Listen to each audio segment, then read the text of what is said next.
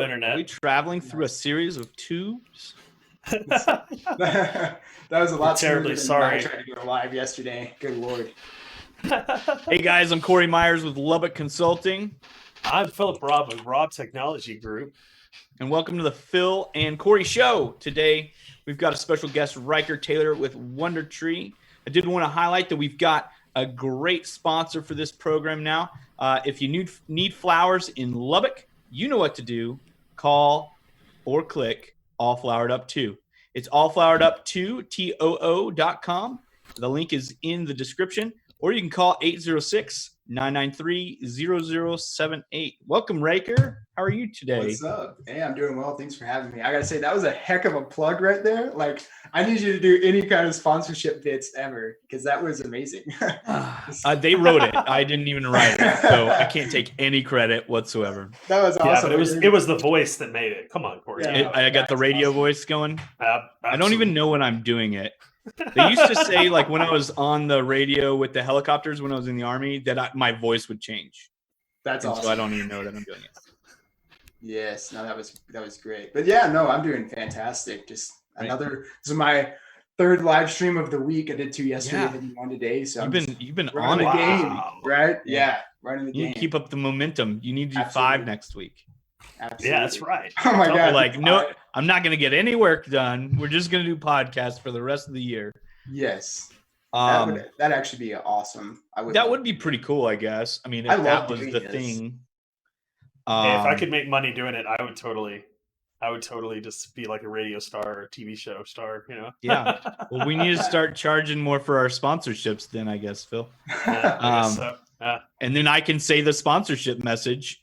We got another sponsor coming on. We got the check is in the mail. So hold on tight, folks. We're going to have another sponsor here pretty soon. We They're can pretty also awesome.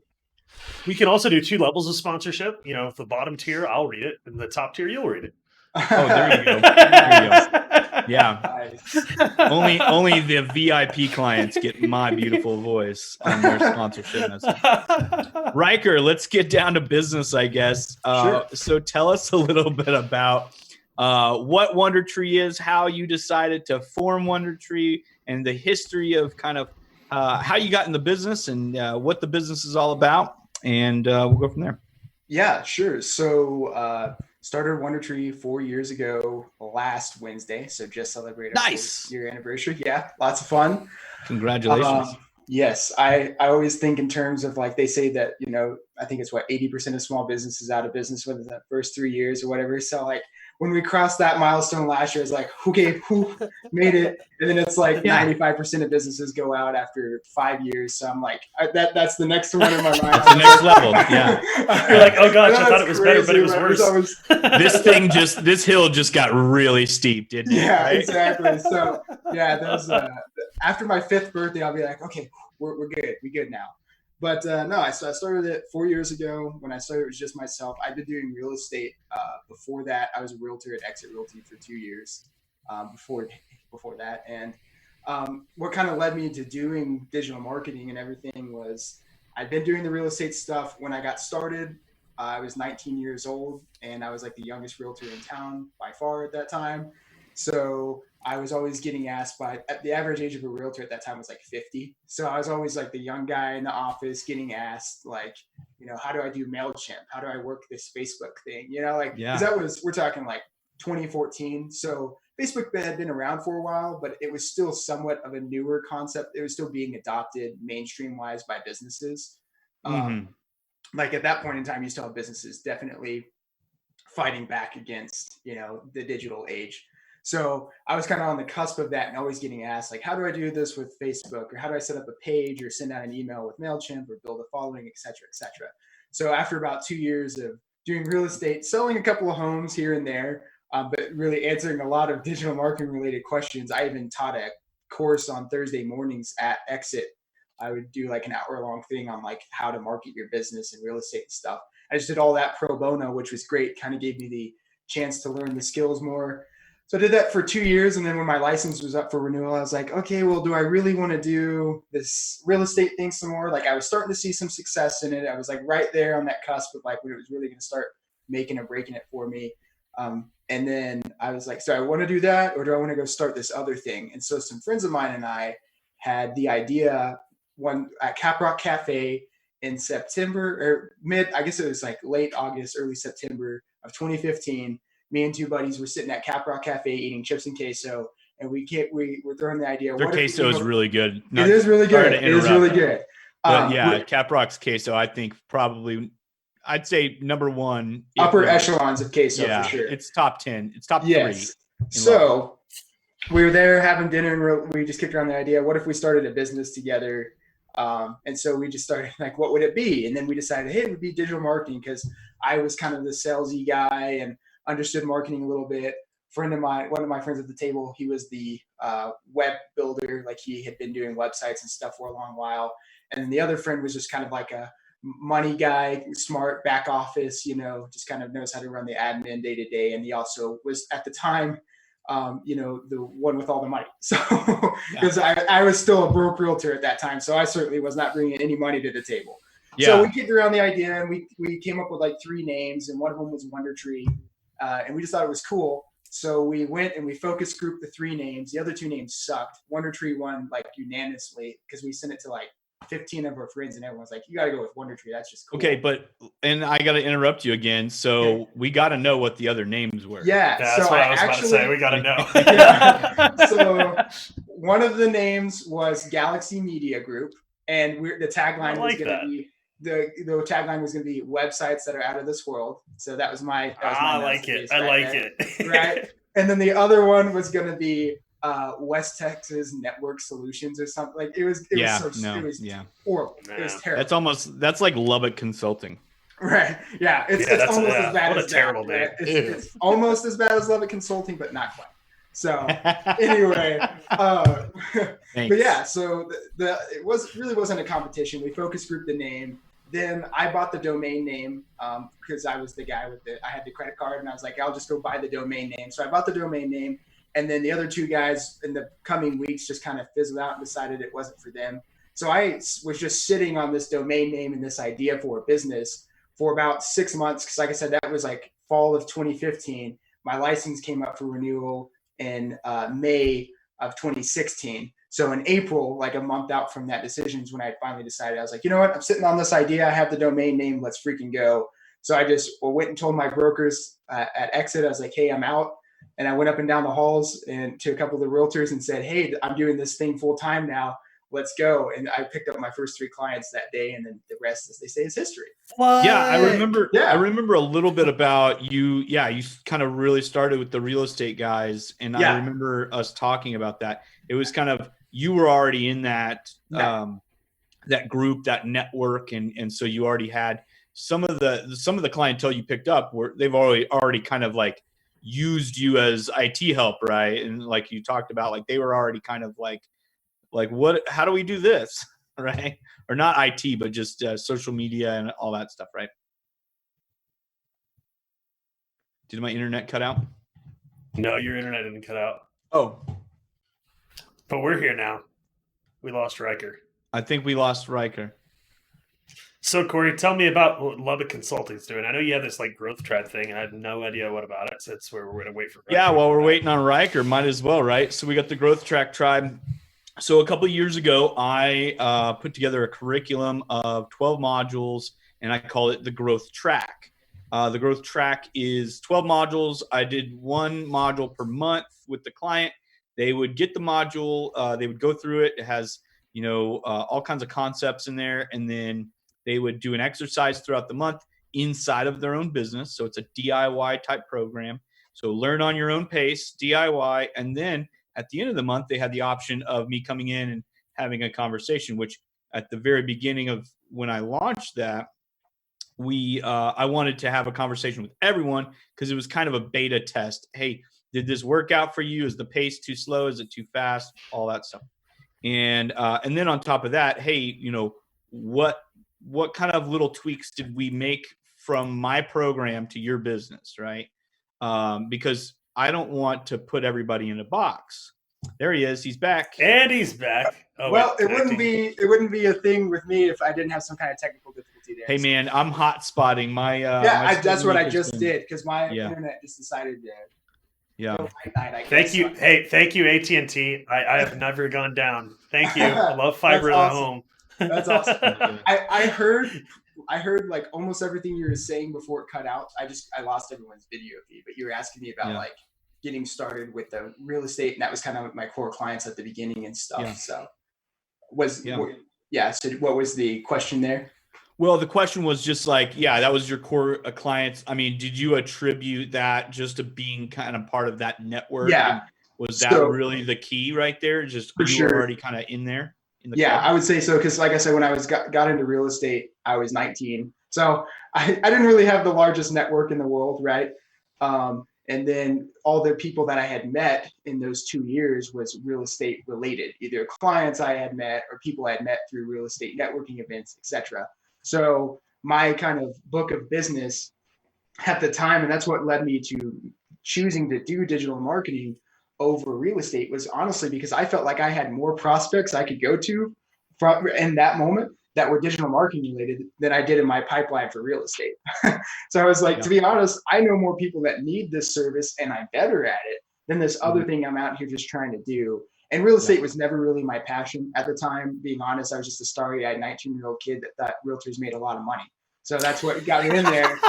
And then it took me 2 years to realize that realtors don't make a lot of money unless you're like at the very top and you've been there for a long time. Yeah, some realtors make a lot of money. And that's the same thing with any type of those kind of sales positions, like realtors, car salespeople. They actually, some of the car salespeople have been doing it for 20 years, and so they've got those repeat clients that are just always coming through the door. They've built that book of business.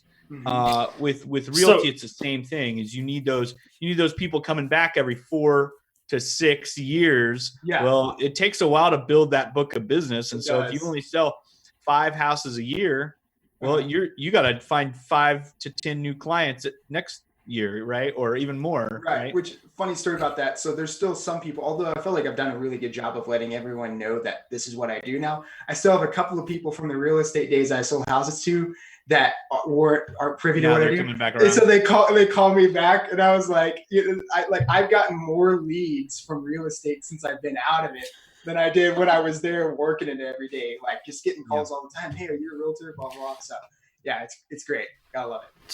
So Ryker, did you basically kind of hone your skills during your time in real estate as far as like how you understand how digital marketing worked, and then you were just able to translate it to other business models? Or? For sure. So I'm a guy that likes to just kind of tinker with things and just go and learn a skill without necessarily having any reason to know that skill. So almost to a detriment, like I'll just go and like learn this random skill that I'll never learn again, and I'll spend like all this time doing it.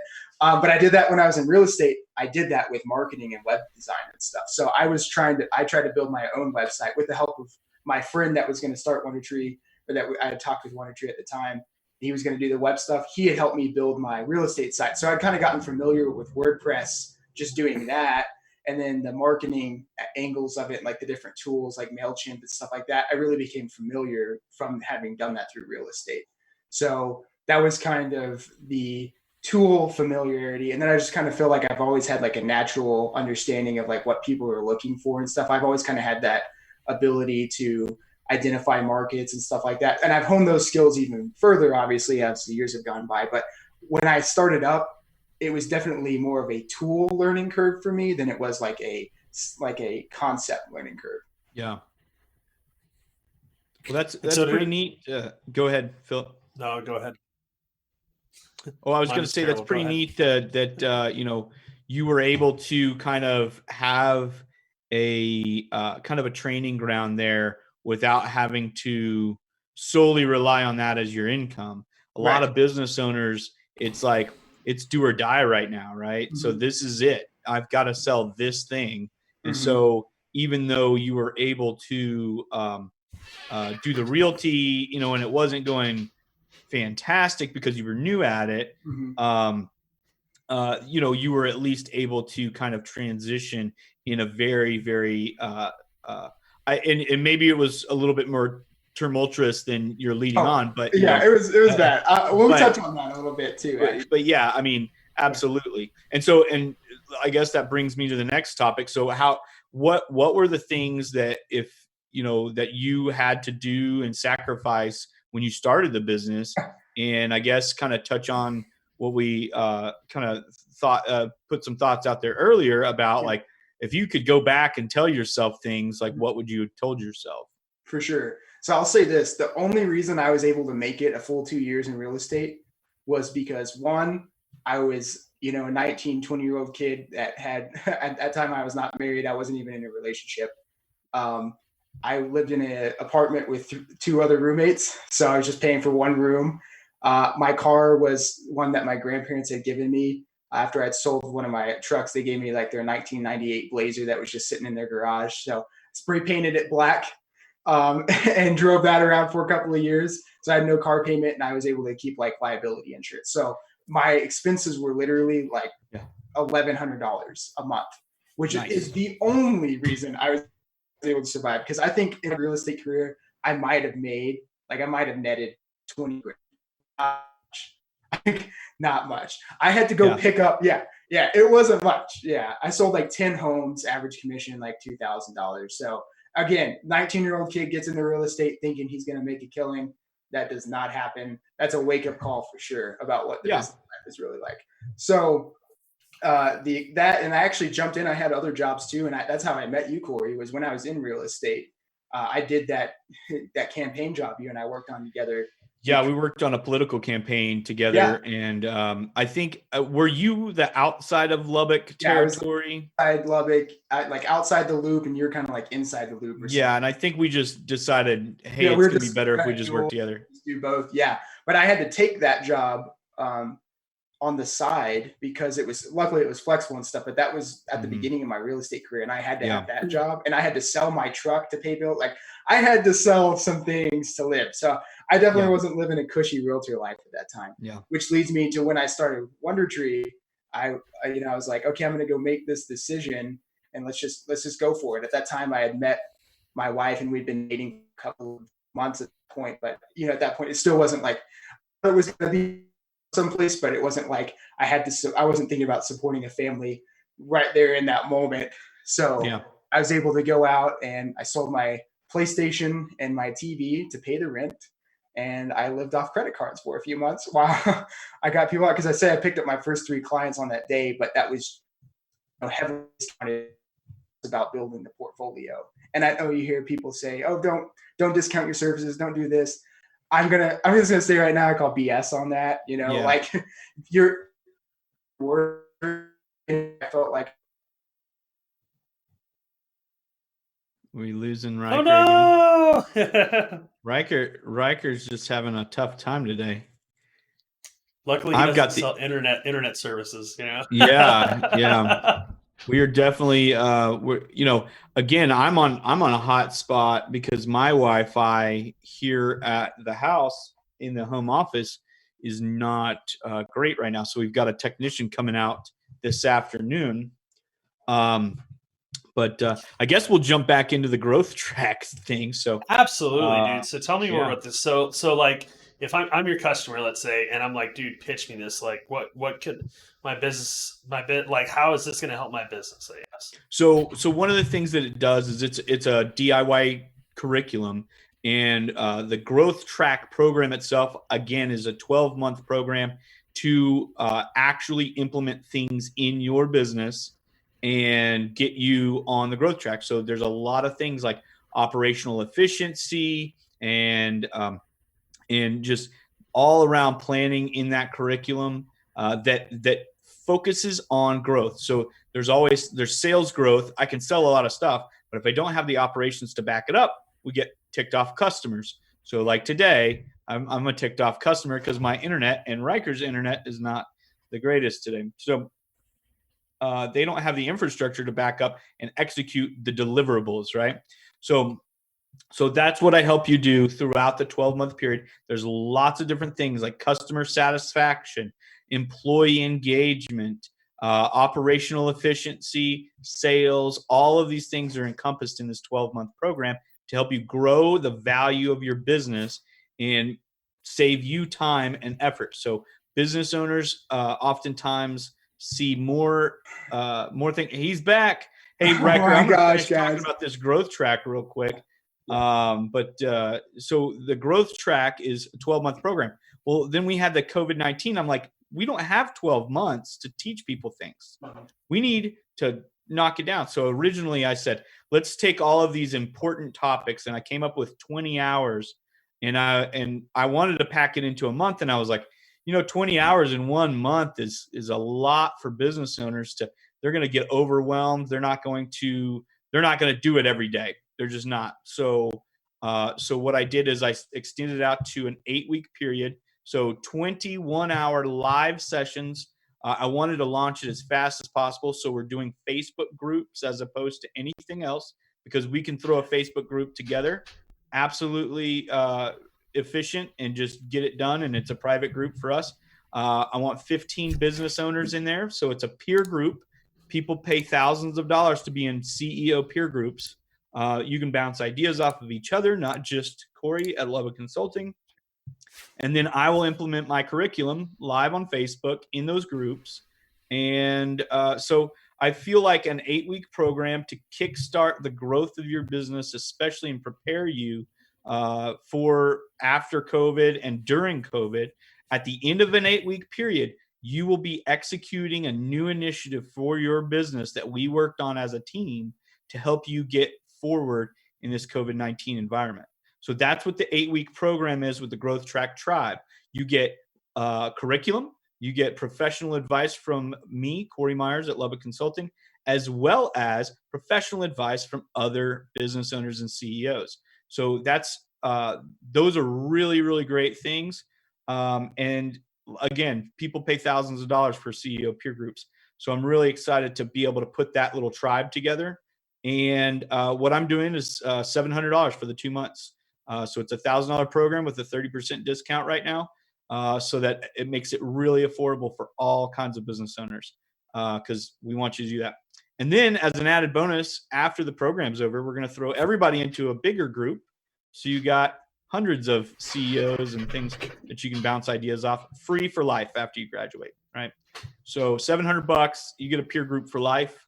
You get 20 hours of curriculum live on Facebook. You can watch it later if you can't attend during the live streams. I think it's a great program, and I'm really excited to have it launched and implemented. And so the live thing, it's just like this. Somebody could go, hey Cory, what are you talking about? I don't understand that thing you just said. Absolutely. So it'll be a webinar style. They can ask questions in the live Facebook group while we're having a discussion, and we can answer those questions directly, just like a classroom, but we're remote, right? So everybody's on their webcams, and they can just get on Facebook and type in a question, and I can answer it live. That's super cool. And then if they've got let's a question, get back to it. Yeah. Let's get back to Ryker. He's sitting over Yeah, there. let's get back to Ryker. I'm glad I got a chance to tell a little bit about that. Thank you, Ryker, for dropping out occasionally. Yeah, you had to sit in the penalty box since your internet went out,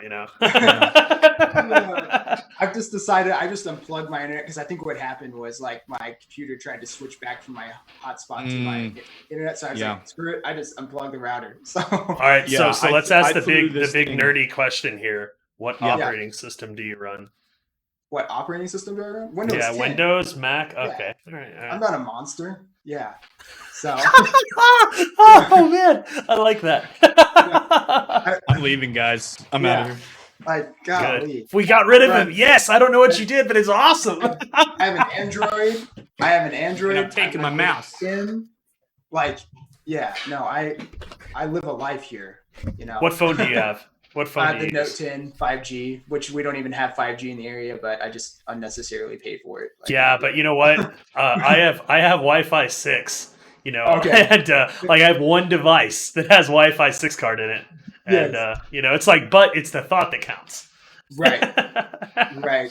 Now we're getting rickrolled over here for sure. Yeah. So let's see, where do we lead off? So obviously, like, you took this huge risk, right? Yeah. You took this massive risk, threw stuff on credit cards, like exactly the same way I started this business I'm running right now. Like, just throw everything out there. We're going to make this happen. Yeah. What was the first steps? Whatever you started thinking, like, oh my gosh, money's coming in. Yeah. this might work. Like, can you describe like what that was like for you? Yeah, for sure. So after I started making some money, I was like, okay, great. Now it's time to reinvest and make this thing better. Because I started off with relatively nothing. So which meant I didn't have a lot to work with too. So I was working with free or very cheap tools. I remember, this is crazy to think about now where we're at now, but I remember like making the decision, can I afford this $10 a month, subscription to this tool that I really need? You know what I mean? I think all three of us have been there. Right? Yeah, absolutely. And I was like, I was sitting there like broken up over like, can I even afford this? Because I know if I do, it'll be worth it.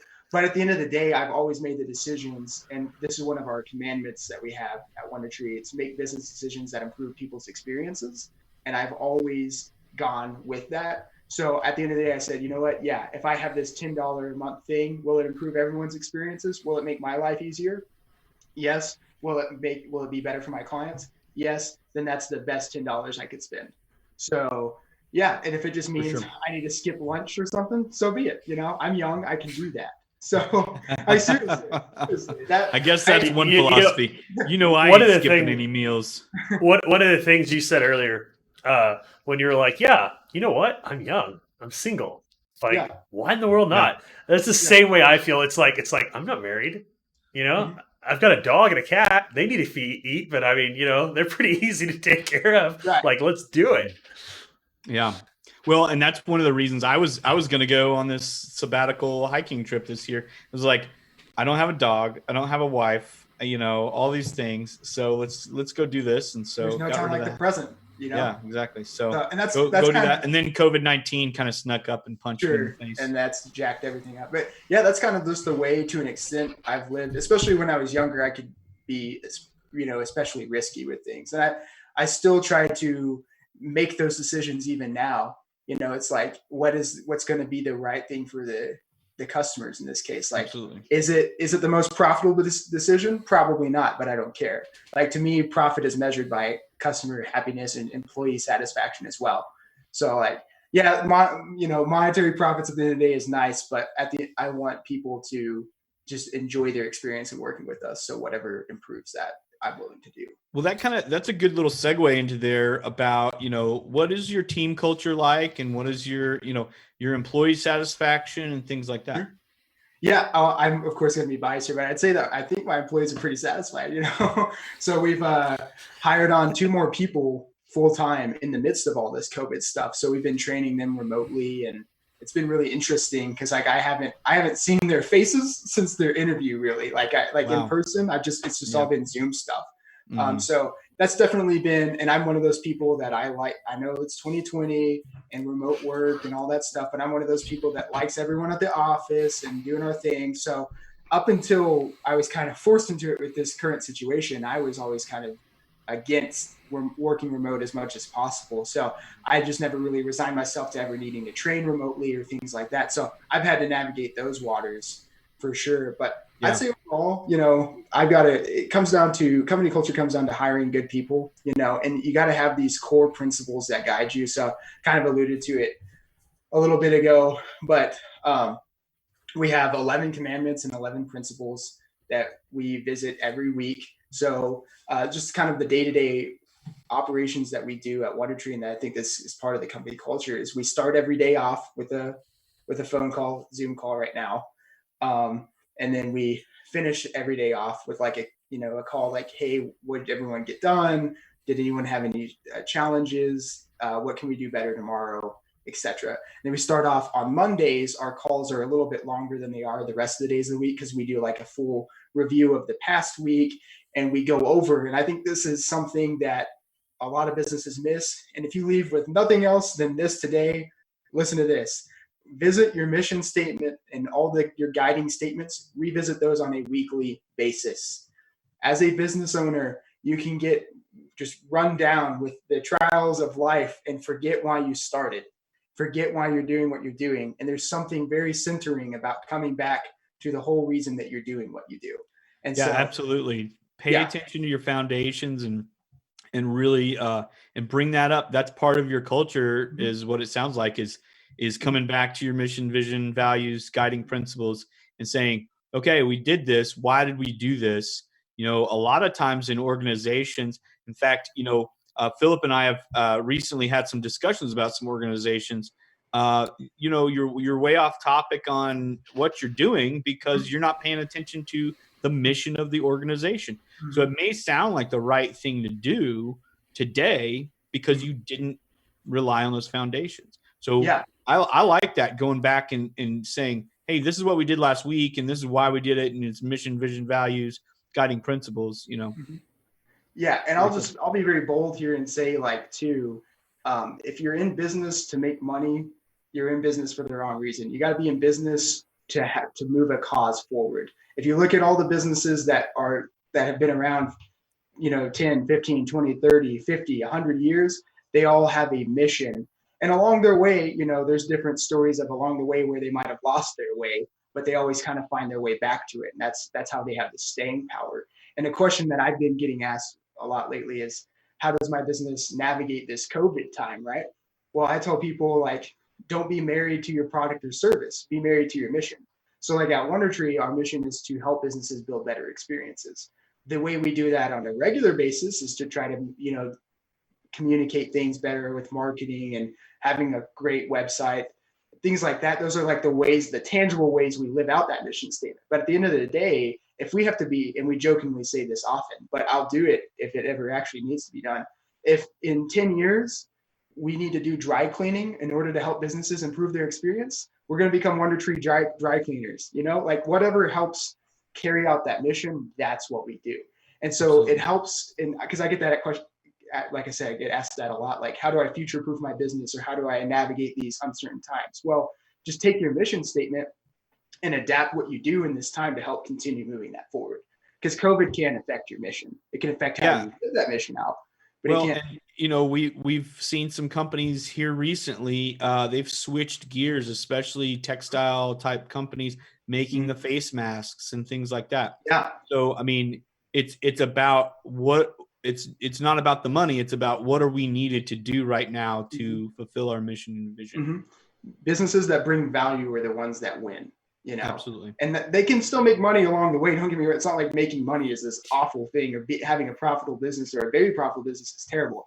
I'm not saying don't do that at all. I'm just saying, like, get your priorities straight first and be value centric, mission driven, and then the profits will come thereafter. Well, and I think, that's kind of what Philip and I are doing, not to toot our own horn, I guess, but, this isn't, yes, we did pick up a sponsor for this, mainly because we've got some software running in the background to run this thing and broadcast it live, and that costs a little bit of money.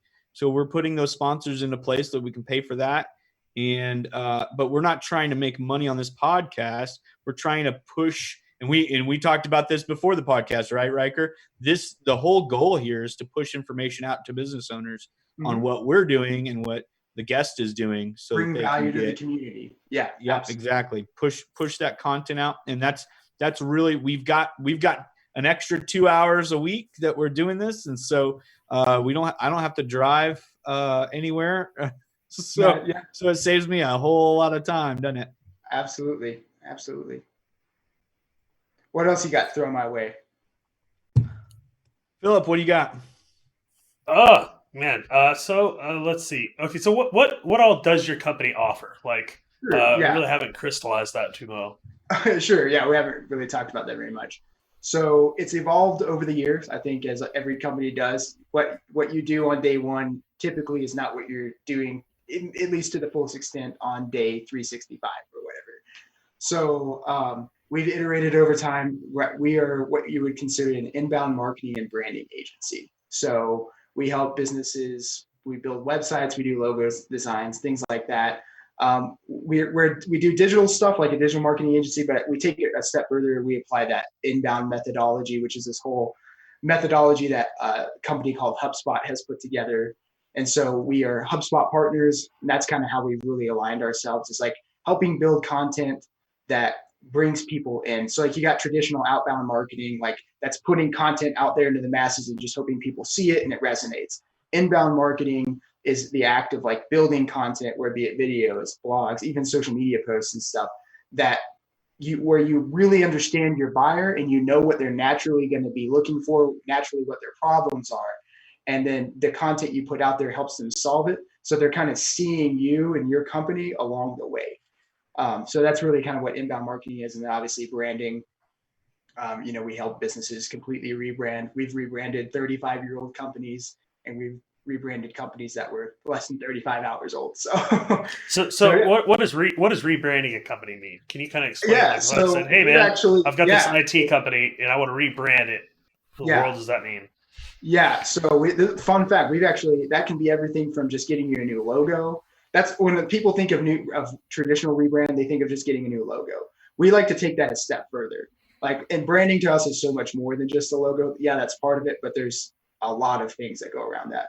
So when you come to us and say, hey, I have this technology company, this IT company, and I want to rebrand it, I'd say, great, we'll get you a new logo. But really, what are your goals and stuff? Like, who are you trying to go after? Why are you rebranding? Is what you're doing currently just not working anymore? Is it outdated? Is the target audience just not responding to it well? Like, first, let's find out why you're needing to do this. Then let's go and make sure we do it right this time. So we've actually changed companies' names. We've been that aggressive at times, where the rebrand literally consisted of redoing corporate documents, getting new domain names, like changing the freaking name, getting the logo.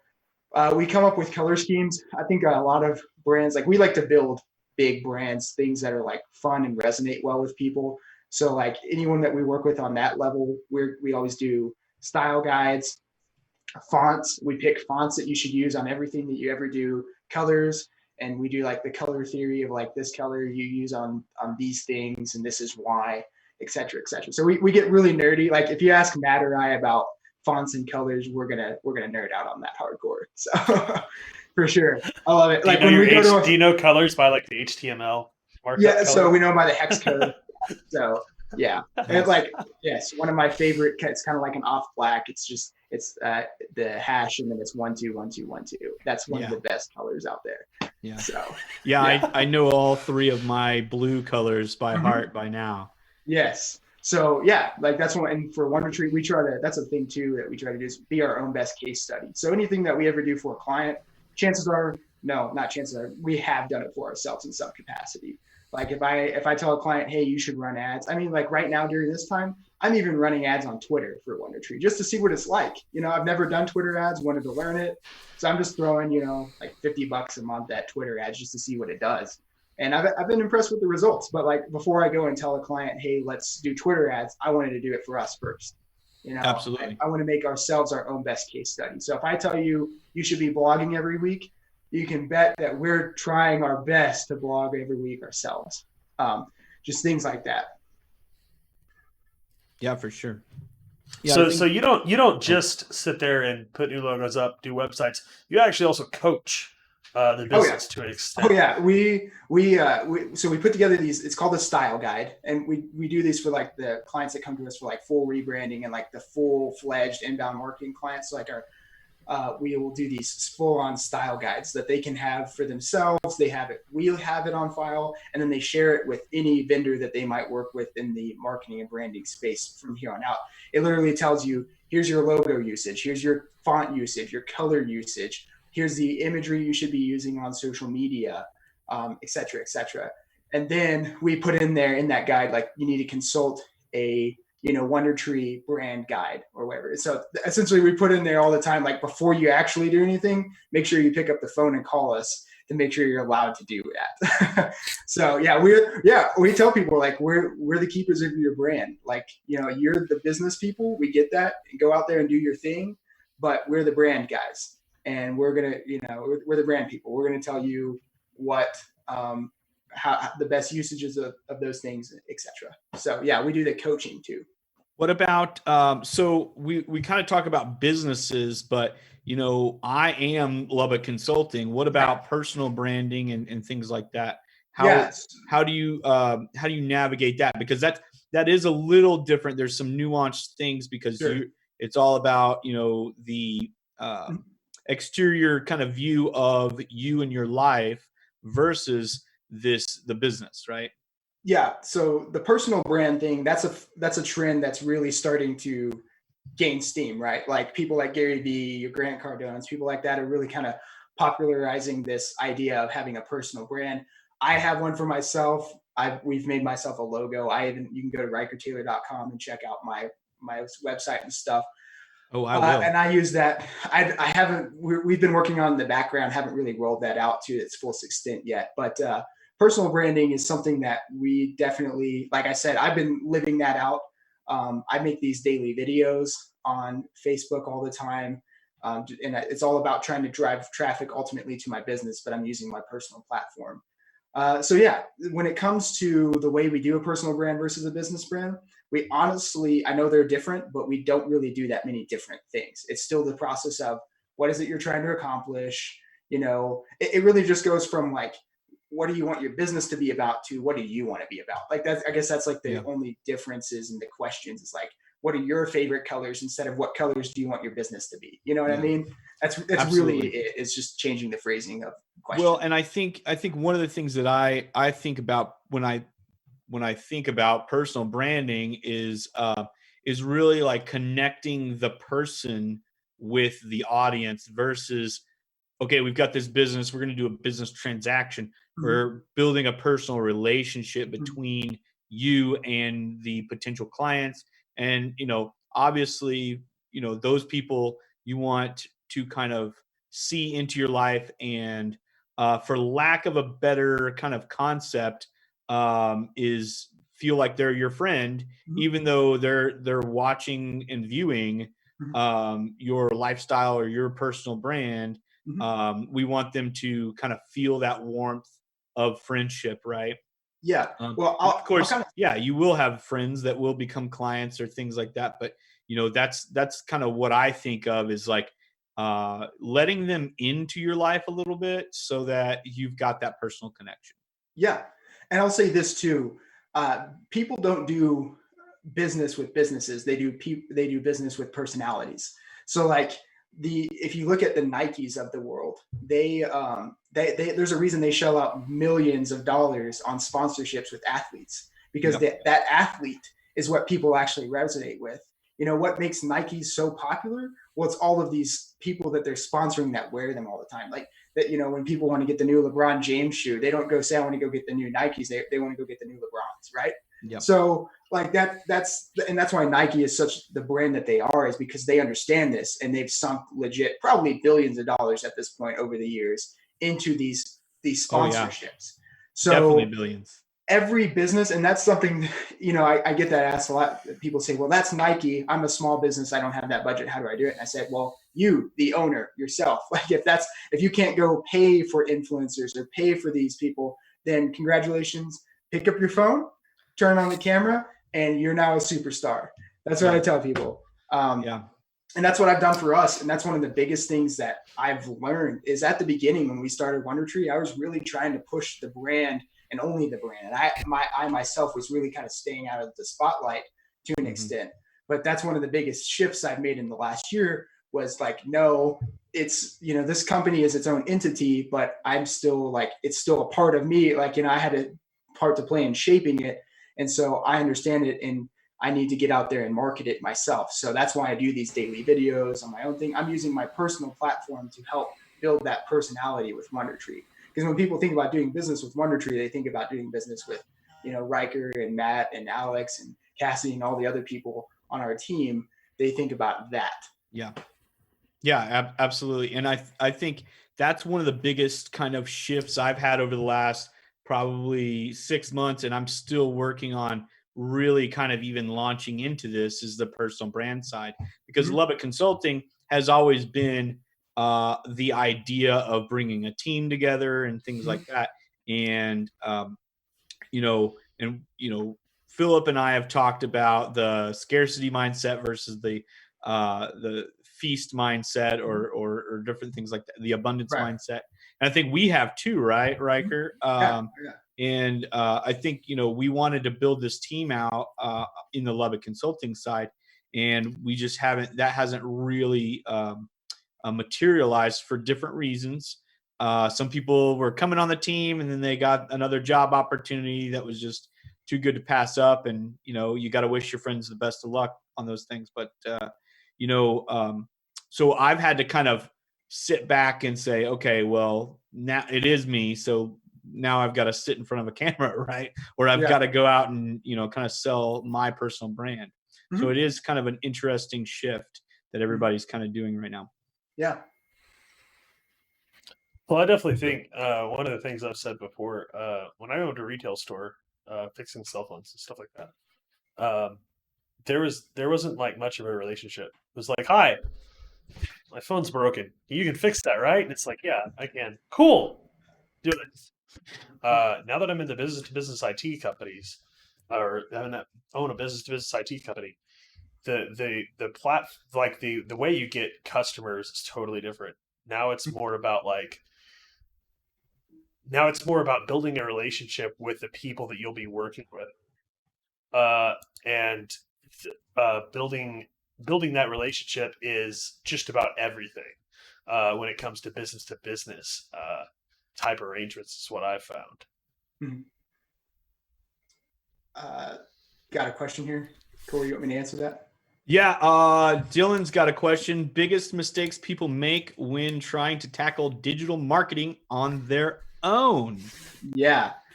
So this is a thing, and as a business owner, I get it.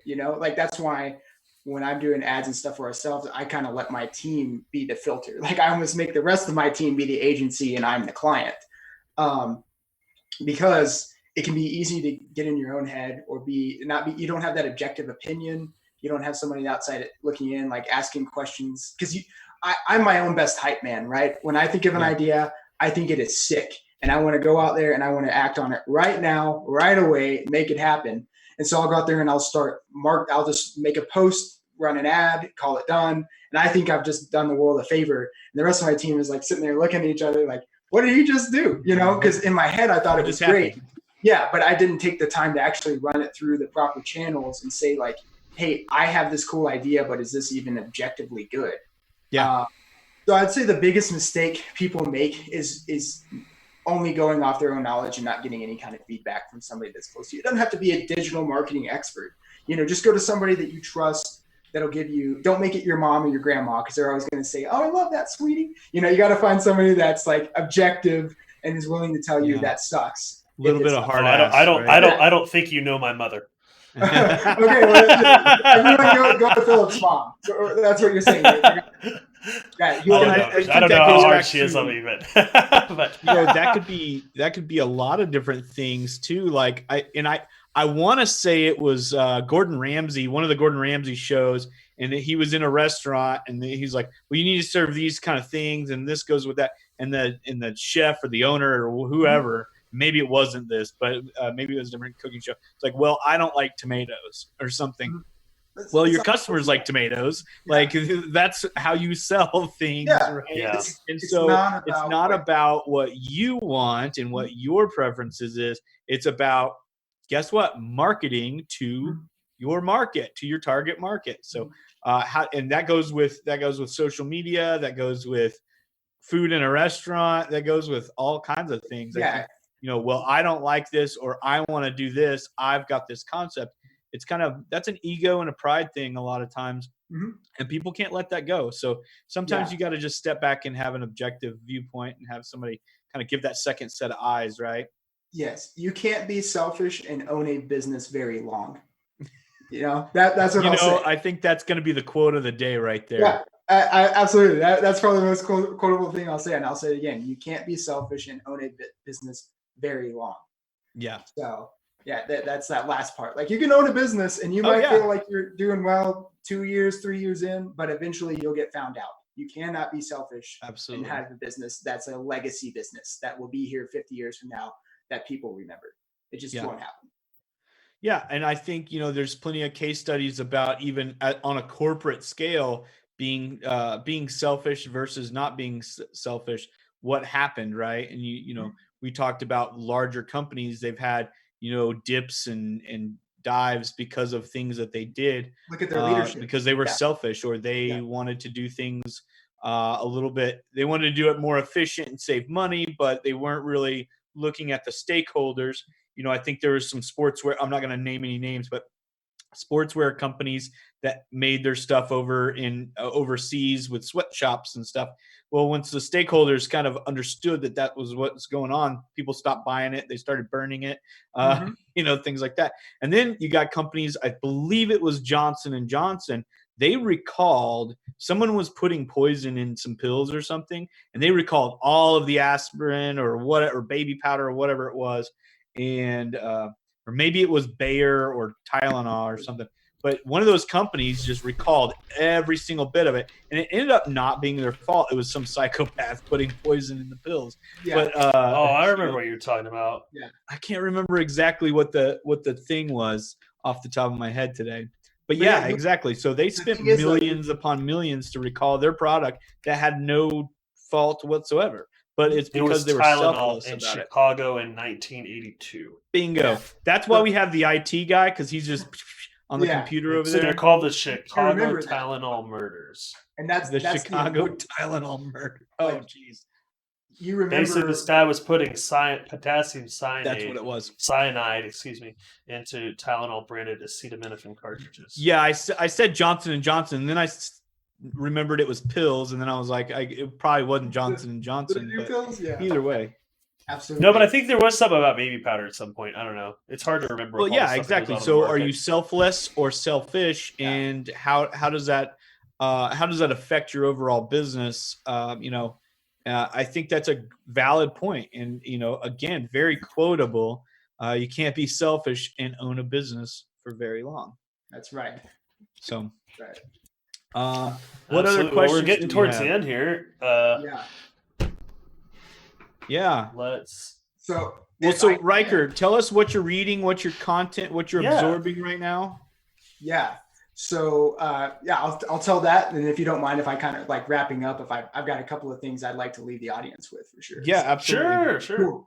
So currently reading, and I say currently because I listen to audiobooks and I listen to them on my drives between Denver City and Lubbock all the time, which I haven't been taking those drives. So it's been about a month since I've read the book, but currently reading the Can't Hurt Me by David Goggins. So that's been an interesting thing. I like David Goggins. He's a go hard, go at it all the time. Like, get over your excuses. There's a million excuses. Just get out of your head and get, take action.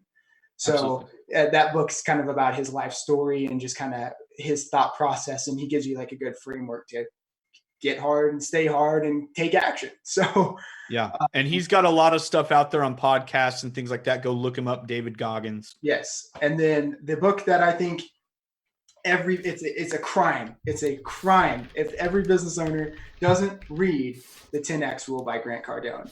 There you go. Cory's even got a copy right there. You've got to read that book. That is probably the single big. Oh, go ahead, Cory. You gonna say something? Oh, I was just gonna say, go get it right now. We've got a link in the description. Go get this book. Download it. Put it on your Audible, or buy it. Amazon's still delivering even during COVID-19 right now. So get the book. Yes. So, but the 10X Rule, got to read it. One of the biggest, probably the biggest book that I've read it's the book that I've read that's made the biggest impact, I would say. I read it in April of last year for the first time. Totally changed the way I thought about things. Like, I was kind of doing some of the things he talked about, but just like not really thinking in that mindset as much. And that has just been like a paradigm shift for me. And like, it literally impacted my business's bottom line, all kinds of stuff. So that's, you got to read and then you got to take action, obviously. So as long as you read it and then you act upon the principles in that book, I have no doubt that you're going to see some positive impact for sure. Absolutely. So tell us about your things that you got going on right now. Where can people find you? What can they find when they look you up? Yeah. So WunderTre.com, I'm sure the link to that is going to be in the description below. Love the name. Love our company name. The only thing that it's a little bit of a pain is sometimes giving it out over the phone or giving it out like spelling, because spelling is weird. So it's WunderTre.com, Wonder with a U instead of an O, and then one E at the end and tree instead of two, because we're weird like that. But the biggest things we've got going right now is we've had our flagship product that we came out with at the beginning of 2019. We launched it like January 1 of 2019. We call it our rule book. Because of marketing and branding as a game, you got to have a great set of rules. So essentially, the rule book helps you understand who you are. We identify what of the 12 brand archetypes that exist in the world, which 3 make up your triad for your business and make up your unique brand voice. Then we identify who you talk to, like who is your ideal customers. Ideal customers, that's the important part, because you want to focus on trying to attract them in. So we build out those buyer personas. That goes back to that inbound methodology I mentioned before. And that's in section 2. And so we've had that product, like I said, for the last year and a half, going on year and a half. And then we've recently upgraded it because everything we do is we do it and then we iterate with user feedback. So we've iterated it several times throughout the past year. And the most recent incarnation of the product, we've packed it full with a lot more action. So we've taken it a step further. So we include those archetypes, but then at the end, we take all 3 of the archetypes and tell you how those 3 things work together to make one unified voice. We take your personas and we give you more information, like how do you specifically communicate to this person? So we don't just give you their information. We actually say, here's their information and here's exactly how we recommend communicating to them.